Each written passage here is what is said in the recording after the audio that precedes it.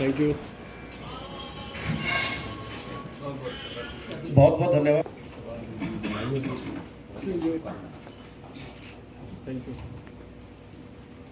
तुलसीदास थे, Tulsi Rajeev. Excuse me thank you. Thanks a lot doctor Joseph. सब जो यहाँ रेसिडेंट्स बैठे हैं ऑनरेरी डॉक्टरेट के, उनको आशीर्वाद प्रदान करें और ये जानने की कोशिश करें कि कैसे विचार ये उनको आया कि कुछ लोग तो पढ़ाई करके या कैसे करके डिग्री लेके फिर पीएचडी करके उनको ये मिलता है डॉक्टरेट।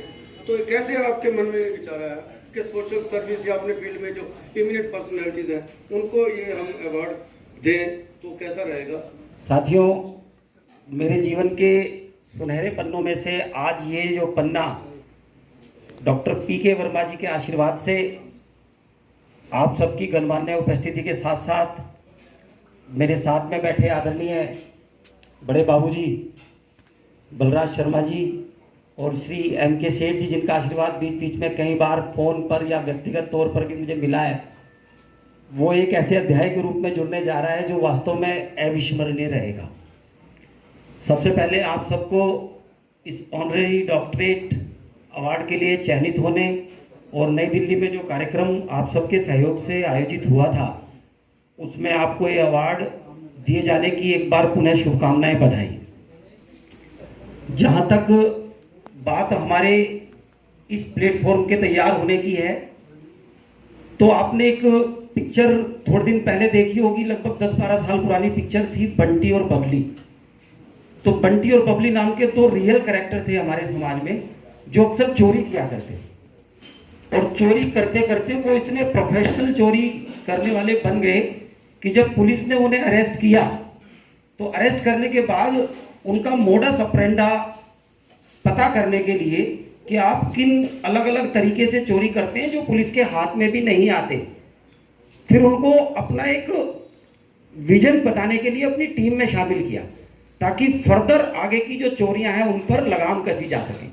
मैं तिहाड़ की सेंट्रल जेल की सारी यूनिट्स में गया, जो तिहाड़ में कारागार नंबर 1 से 9 तक है, वहाँ पर रोहिणी जेल में, उसके बाद मंडोली जेल में। तो इन सारी जेलों में जाकर जब मैंने सुपरिंटेंडेंट महोदय के थ्रू वहाँ के जो शातिर अपराधी थे, जो कुख्यात अपराधी थे, लंबे लंबे कारावास काट रहे थे, उनका जब विश्लेषण किया तो पता ये लगा कि कहीं ना कहीं जीवन में जो सम्मान की कमी थी वो उन्हें वहाँ जेल के अंदर तक ले आई। कोई अपराधी सिर्फ इस बात के लिए बना था कि उसकी मम्मी को किसी ने गाली दे दी थी, उसे ऐसा लगा कि उसके जीवन का सबसे बड़ा पार्ट लूट गया, उसने चाकू उठाया और सामने वाले के पेट में कर दिया। फिर मैंने देखा कि कोई व्यक्ति सिर्फ इसलिए अपराधी बना था कि उसे उसका वो हक नहीं मिल रहा था जिस हक के लिए वो पूरे दिन पसीना बहाकर अपनी आजीविका कमाने में लगा हुआ था।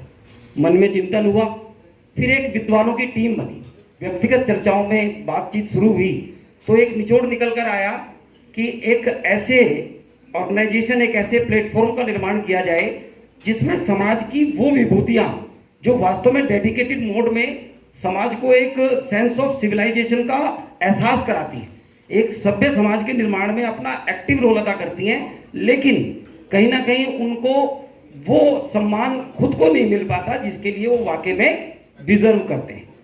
हमने देखा कि इस तरह से अगर हम फिलीपींस की सरकार की बात करें तो वहाँ रेमन मैग्सेसे पुरस्कार वहाँ के राष्ट्रपति के नाम पर लागू हुआ है, जो सामाजिक क्षेत्रों में एशिया का सबसे बड़ा पुरस्कार उसे कहा जाता है।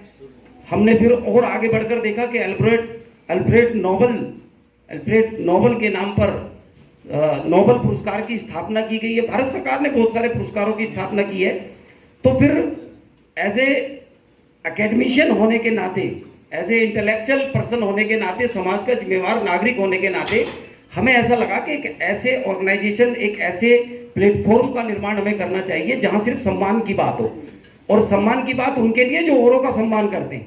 तो इस ऑर्गेनाइजेशन के सेटअप की बात हुई, सरकारों से हमारा पत्राचार शुरू हुआ, अलग अलग प्लेटफॉर्म पर हमने अपनी बात रखनी शुरू की। तो वहां से जब हमें एक